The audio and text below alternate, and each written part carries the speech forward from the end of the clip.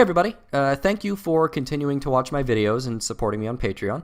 You've successfully bought me a decent pop filter, and once I move I'll start setting up the cool foam stuff that you put everywhere. It makes you sound nice.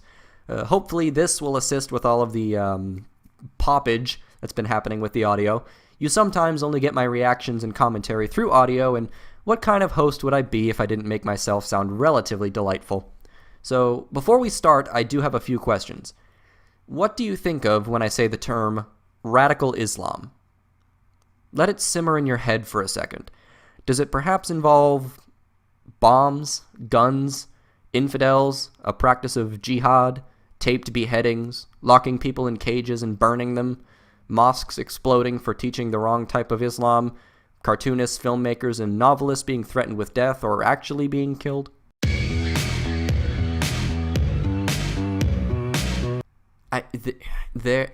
There are some things that, when said, don't really require much in the realm of refutation. They're just so false that anyone with a well-functioning brain can figure out that it is false. For example, buildings don't exist. Is there anyone out there who isn't 100% positive that this claim is false?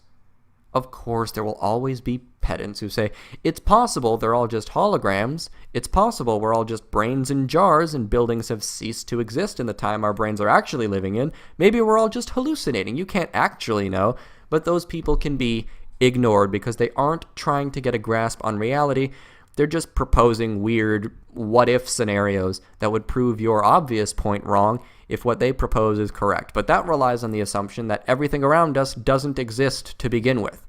Of course, I rely on the assumption that everything around us does exist, and I think I have the upper hand here, considering there's plenty of evidence for presence, and all evidence of absence is speculative at best. So, good. I got those objections out of the way. Let's examine why something that quite obviously exists does not, in fact, exist in the minds of some people. I'm old enough to remember when the word radical was surfer bro lingo and not used to characterize any Muslim committing a violent crime. This is just the evolution of language. Not many people use rad or radical to describe something cool anymore, but some people do. I'm going to go ahead and assume this video is going to be swamped with dishonest language fudging, which is why I decided to take it on board. Radical has numerous definitions, one of which being that sort of expression of delight at something cool. Then there's radical, as in having a belief that's out of the box, different, and generally opposed to the status quo. Then there is radical, when used in terms of religious or cult communities. That is a term that's dedicated to those who are so entrenched in their beliefs, they're drowning in their dogma to the point where they will kill innocent people for not submitting to their beliefs or opposing them outright. And since the word radical has these definitions, and examples of all such things signified by this language exist, we can determine that radicalization is not merely a myth. Radicalization being a term used to signify the process by which one becomes a radical, whether it be indoctrinating children the moment they're born, or convincing people on the fence to start being violent in that manner. All of these things happen. Your argument already has a conclusion that's false, which necessitates that at least one, if not all of its premises are also faulty in some way. So everything that's derived from that faulty premise will also be faulty. Can we leave it here? No? Alright. Okay. We'll keep going. In fact, when we used to talk about radicals, we meant these guys. And now we mean these guys, and sometimes we're afraid that includes all of them too.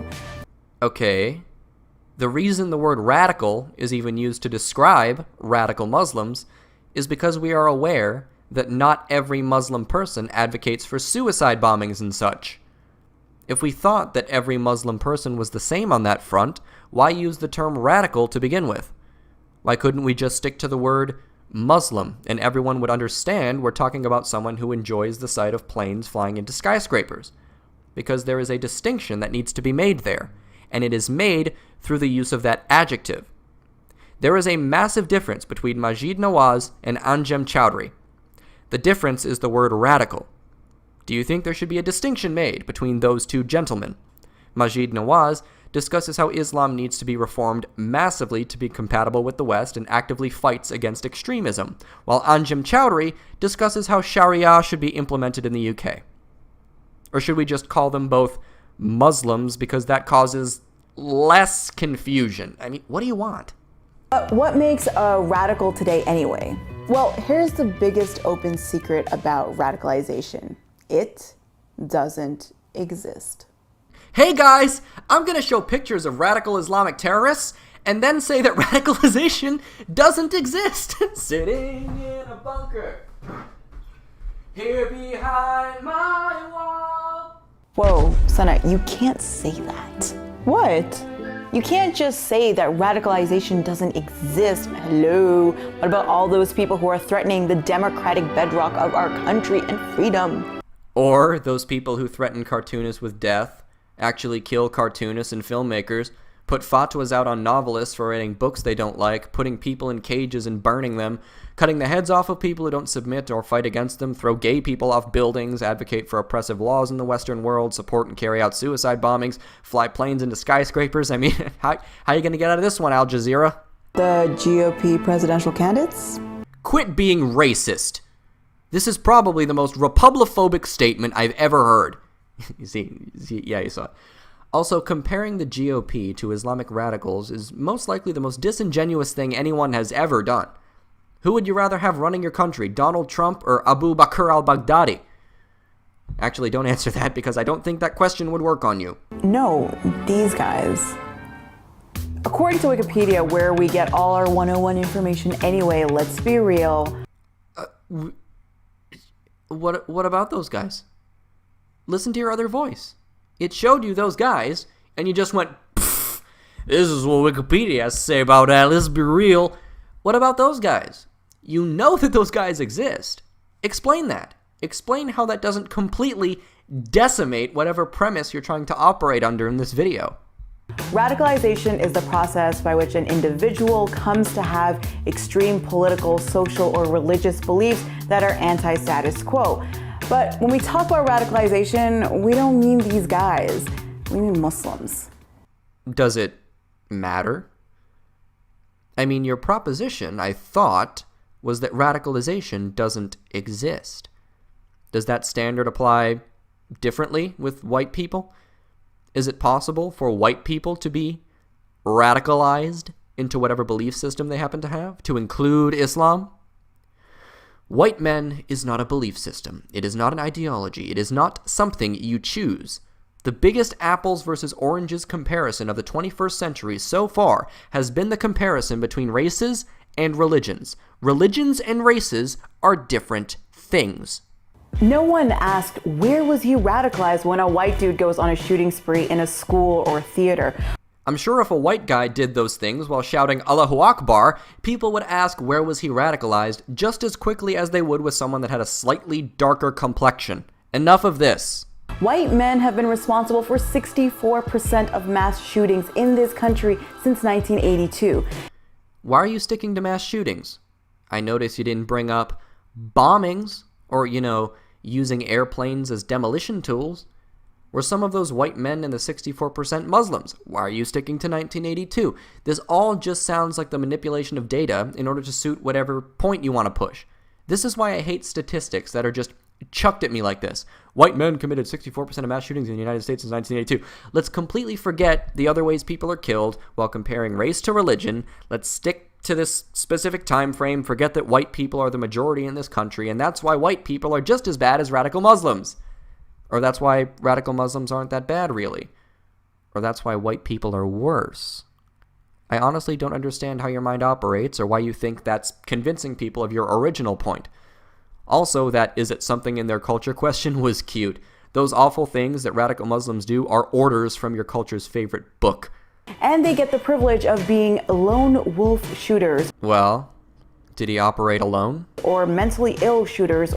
Well, was he mentally ill? Or alienated and adrift shooters. I'm pretty sure everyone called Dylan Roof a racist.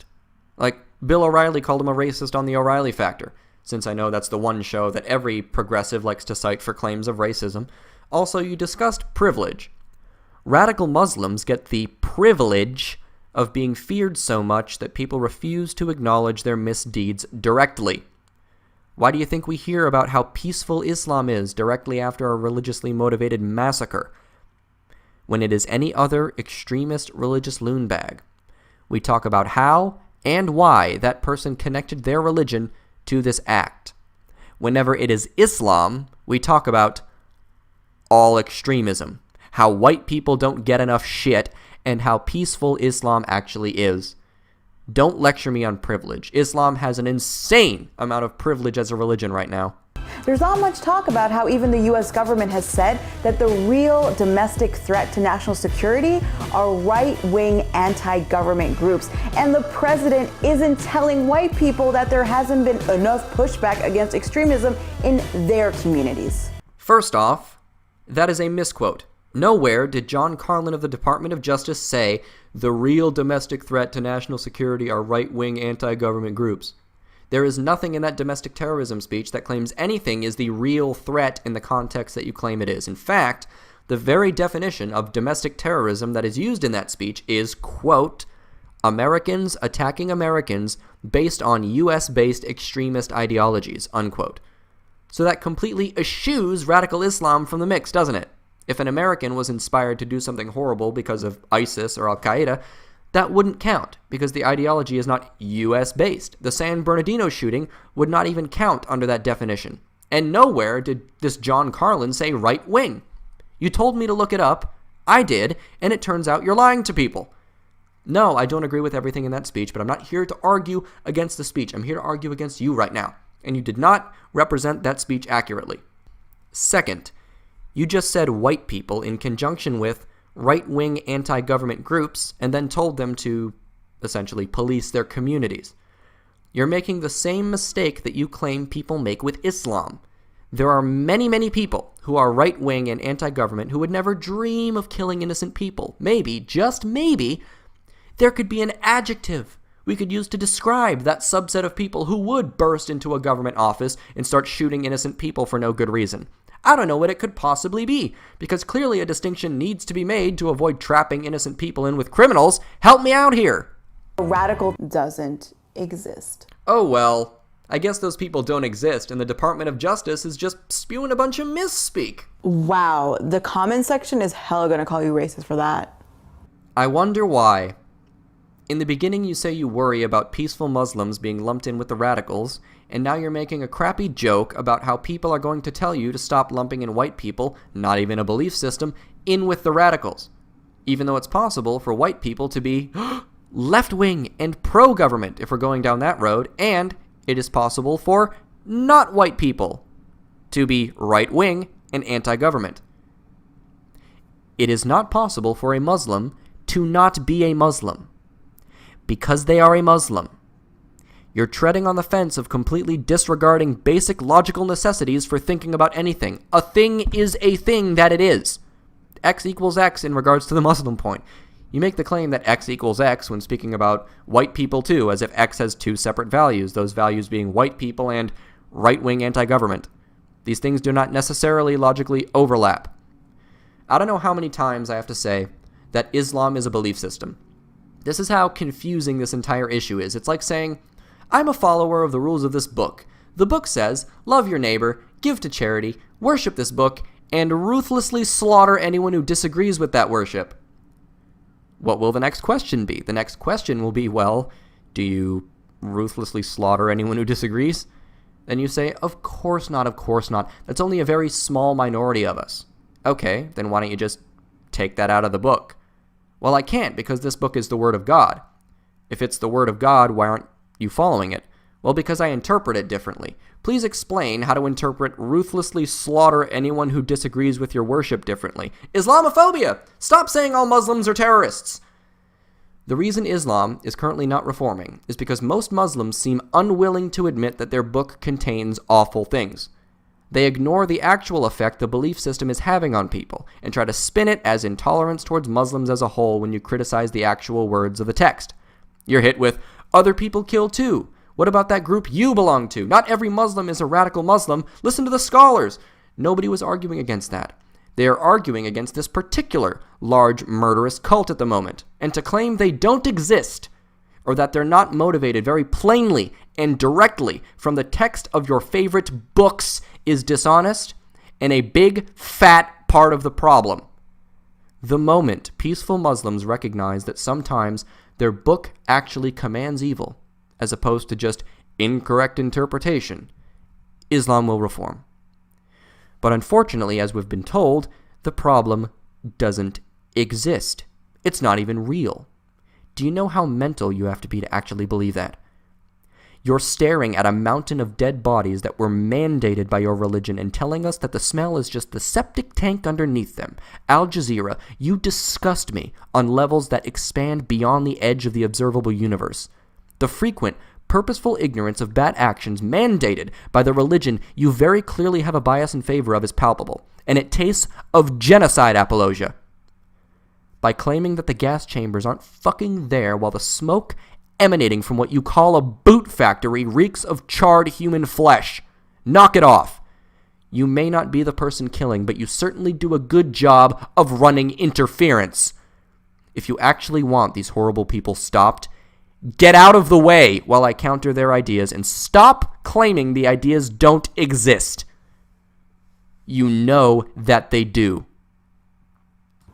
And there's no set criteria for what the process of radicalization even looks like, or what a radical actually is. So there's no criteria for what a radical actually is, but previously in this video you gave us a definition of a radical. You gave us the definition from Wikipedia, let's be real, and used that as a point in your argument.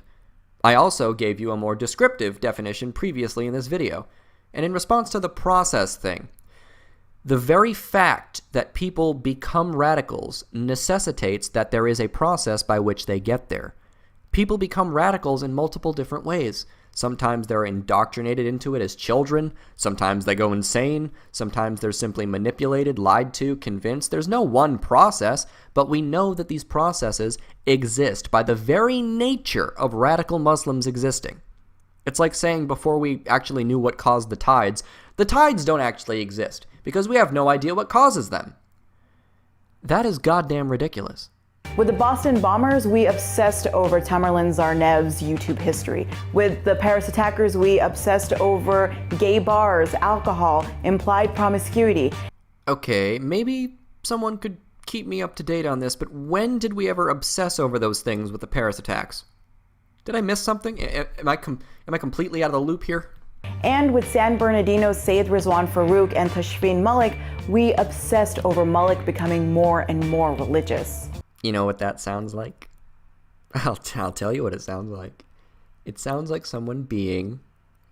Wait for it. Hold on. It's coming. Radicalized! So is radicalization being religious or not? Is it having anti-US foreign policy views? Is it being isolated from society? Is it purposefully playing dumb to stop people from criticizing Islamic terrorists? Maybe. I mean, who knows? Nobody really knows anything. This is all just up in the air. There's so much gray area here, it's crazy. Oh, what's that? Oh, it looks like a bunch of gray area decided to kill me for criticizing their prophet today. I mean, that's hilarious. Great prank, guys. I mean, this smart lady just told me that you don't even exist. In the US, you can't be prosecuted for your speech, even if your views are extreme and really gross, except in very specific, hard-to-prove cases. Oh my god. There's so much blood. So yeah, the Constitution protects your right to be a Nazi, to say anti-black crap. It even protects your right to advocate for consensual love between a grown man and a child.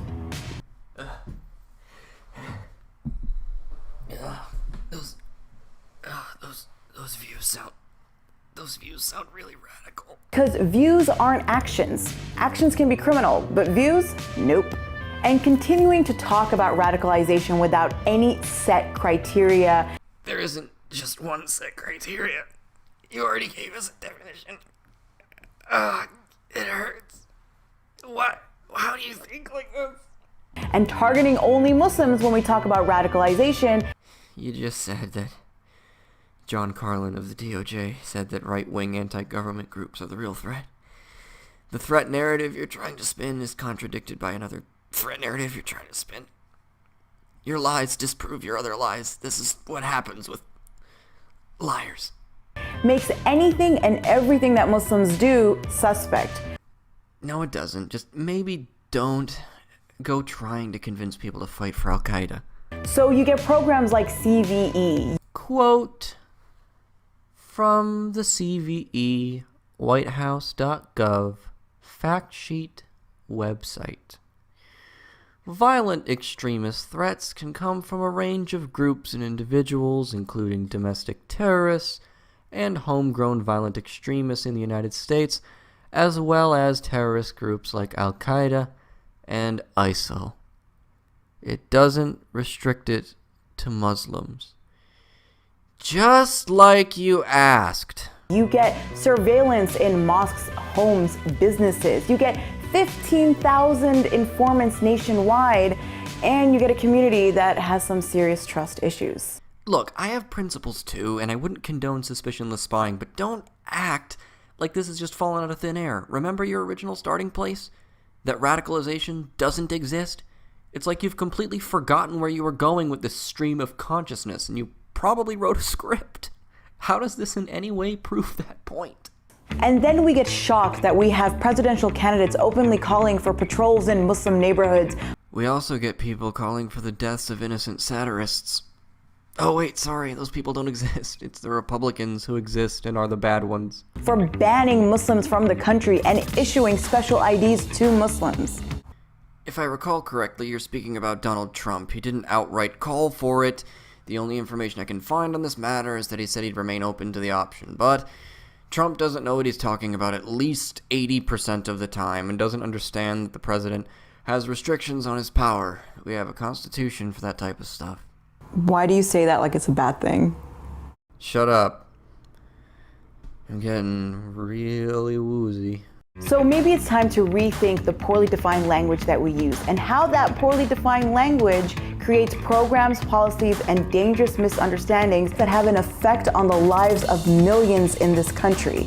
You're right. We shouldn't use the term radical anymore. We should lump all Muslims in together because that totally doesn't fucking go against what you actually want. Or maybe you just want us to stop calling them Muslims. I think that's what you actually want. How's that for a radical idea? The first words you show in this video are why radicalization is a myth. And your last words are, how's that for a radical idea?